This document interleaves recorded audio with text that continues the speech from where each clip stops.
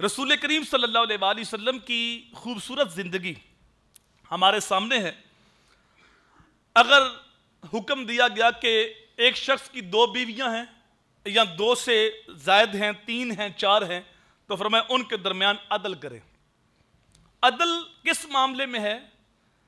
جیسی رہائش ایک کو دی ہے ایسی رہائش دوسری کو دے، جیسا لباس ایک کا ہے ایسے ہی دوسری کا ہو، جیسی خوراک ایک کی ہے ایسی ہی دوسری کی ہو، اور جتنا وقت اس کو دینا ہے اتنا وقت اس کو دے۔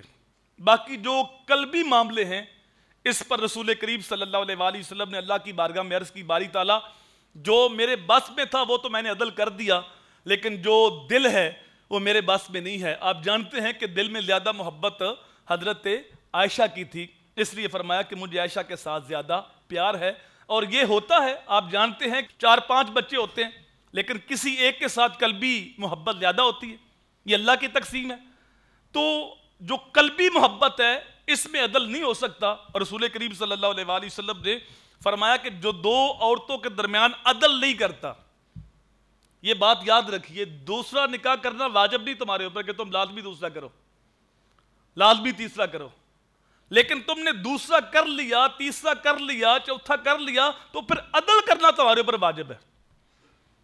اگر عدل نہیں کر سکتے فواحدتن، تو قرآن کہتا پھر ایک ہی کرو، پھر دوسرے کا نام نہ لو۔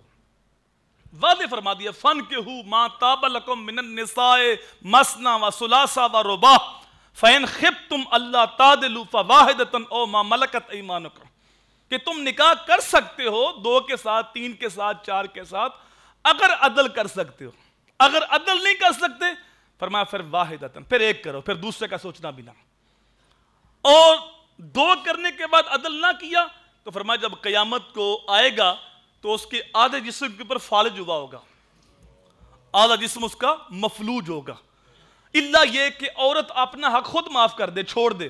جس طرح کل میں نے حدیث آپ کے سامنے رکھی تھی کہ حضرت سودا نے اپنے سارے حقوق چھوڑ دیے تھے، تو حضور صلی اللہ علیہ وآلہ وسلم باقی ازواج کے پاس 1 رات ٹھہرتے تھے اور حضرت عائشہ کے پاس 2 راتیں ٹھہرتے تھے، کیونکہ انہوں نے اپنی باری حضرت عائشہ کو دی تھی۔ تو عورت اپنے حق خود چھوڑ دے، معاف کر دے تو وہ ایک الگ بات ہے، ورنہ قیامت کے دن پوچھا جائے گا۔ اگر عورتیں زیادہ ہیں ایک سے تو پھر ان کے درمیان عدل کرنا یہ بھی ان کا حق ہے۔